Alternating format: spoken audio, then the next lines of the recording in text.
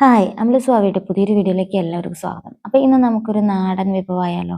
ഞാൻ ദേ ഒരു ചെറിയ പീസ് പപ്പായ കഴുകി തോല് കളഞ്ഞ് എടുത്തിട്ടുണ്ട്.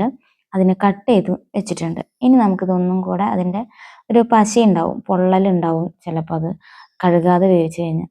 അപ്പോൾ നമുക്കത് ഒന്നും കൂടെ ഒന്ന് കഴുകി കൊണ്ടുവരാം കേട്ടോ. എന്നിട്ട് നമുക്ക് ഇതിന് ആവശ്യമായ വെള്ളത്തിൽ വേവിച്ചെടുക്കാം. അപ്പോൾ ഞാനിത് ഉണ്ടാക്കാൻ പോകുന്നത് പപ്പായയും അതിനോടൊപ്പം ഒരു ഇൻഗ്രീഡിയൻ്റ് കൂടി ചേർക്കുന്നുണ്ട്. നിങ്ങളത് കഴിച്ചിട്ടില്ലെങ്കിൽ, അതായത് ഇങ്ങനെ വെച്ച് ഉണ്ടാക്കി കഴിച്ചിട്ടില്ലെങ്കിൽ ഒന്ന് ട്രൈ ചെയ്ത് നോക്കണം കേട്ടോ. പപ്പായയിൽ ധാരാളം നാരുകൾ, അതേപോലെ വിറ്റാമിൻ സി, ആൻറ്റി ഓക്സിഡൻറ്റുകളൊക്കെ അടങ്ങിയതുകൊണ്ട് തന്നെ നമ്മുടെ രക്തധമനികളിൽ അടിഞ്ഞു കൂടുന്ന കൊഴുപ്പിനെ ഇല്ലാതാക്കാനായിട്ട് സഹായിക്കും. അതുപോലെ തന്നെ ക്യാൻസർ പേഷ്യൻസിനൊക്കെ പപ്പായ കഴിക്കുന്നത് വളരെ നല്ലതാണെന്ന് പഠനങ്ങൾ തെളിയിച്ചിട്ടുണ്ട്. നിങ്ങൾക്കിതൊക്കെ അറിയുന്ന കാര്യം തന്നെയാണ്, എങ്കിൽ കൂടെ പറയുന്നതാണ്. നമുക്കിനി ഇതേ ആവശ്യത്തിന് ഉപ്പും വെള്ളവും ചേർത്തിട്ട് അടുപ്പത്ത് വയ്ക്കാം. അപ്പം ഞാൻ ദേ ഇതിൽ ചേർക്കാനുള്ള ഇൻഗ്രീഡിയൻ്റ് ഇവിടെ ദേ വേവിച്ച് വെച്ചിട്ടുണ്ട്. വേറെ ഒന്നുമല്ല, വൻപയറാണ്. അപ്പോൾ അത് ആവശ്യത്തിന് വെള്ളം ഒഴിച്ചിട്ട്, ഇനിയിപ്പോൾ ഇച്ചിരി വെള്ളം കൂടിയാലും കുഴപ്പമൊന്നുമില്ല കേട്ടോ. ആ വെള്ളം നമുക്ക് ഈ പപ്പായ വേവിക്കാൻ എടുത്താൽ മതി. ഞാൻ ദേ കറക്റ്റ് അളവിന് വെള്ളം ഒഴിച്ച് വേവിച്ച് എടുത്തിട്ടുണ്ട്. ഇതിൽ വെള്ളമൊന്നുമില്ല. അപ്പോൾ ഇനി നമുക്ക് പപ്പായ വെന്തോന്ന് നോക്കാം. അപ്പോൾ ഇത് ആവശ്യത്തിന് ഉപ്പിട്ടിട്ട് നമുക്ക് വേവിച്ചെടുക്കാം കേട്ടോ. പപ്പായയും പയറും വെച്ചിട്ടില്ലെങ്കിലേ ഇതുപോലെ ഒന്ന് ഉണ്ടാക്കി നോക്കി നോക്കട്ടെ, നല്ല ടേസ്റ്റ്. അപ്പോൾ നമുക്കിത് കാച്ചാനുള്ള ഉള്ളി ഒന്ന് തോല് കളഞ്ഞെടുക്കാം. അപ്പോൾ കുറച്ച് വെളുത്തുള്ളിയും കൂടെ എടുക്കുന്നത് നല്ലതായിരിക്കും. പയറിടുന്നതുകൊണ്ട് തന്നെ നമുക്ക് ഗ്യാസിൻ്റെ പ്രോബ്ലമൊക്കെ ഇല്ലാതാക്കാനായിട്ട് വെളുത്തുള്ളി വളരെയധികം സഹായിക്കും. അതുകൊണ്ട് തന്നെ അത്യാവശ്യത്തിന് വെളുത്തുള്ളിയും ചെറിയ ഉള്ളി നന്നായി കഴുകി ചതച്ചെടുക്കാം കേട്ടോ. ഞാനിത് ഇവിടെ കല്ലിൽ ചതച്ചെടുക്കുന്നുണ്ട്. നമ്മുടെ പപ്പായയിലെ വെള്ളമൊക്കെ വറ്റി വെന്ത് വന്നിട്ടുണ്ട്. ഇനി നമുക്ക് ഒരു ചീനച്ചട്ടി അടുപ്പത്ത് വയ്ക്കാം.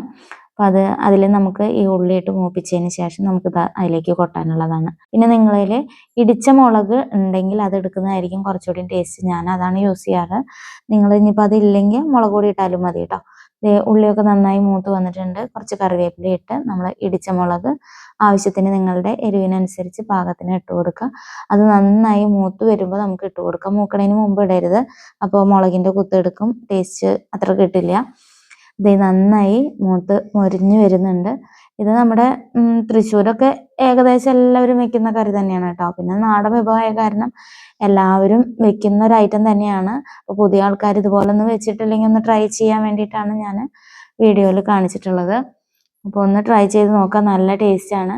അതേപോലെ തന്നെ പപ്പായ കഴിക്കുന്നതും നല്ലതാണ്. അപ്പോൾ ഇങ്ങനെ വെറൈറ്റി പയറൊക്കെ ഇട്ട് വെച്ച് കഴിക്കുമ്പോൾ അതിന് ഒരു പ്രത്യേക ടേസ്റ്റ് കൂടിയുണ്ട്. പപ്പായ മാത്രം വെക്കുമ്പോൾ ഇങ്ങനെയൊക്കെ ഒന്ന് മാറ്റി പിടിച്ച് നോക്ക്. അപ്പം ഞാൻ ദേ മുളക് നന്നായി മൂത്ത് വന്നപ്പോൾ ദേ പപ്പായ ഇട്ട് കൊടുക്കുന്നുണ്ട്.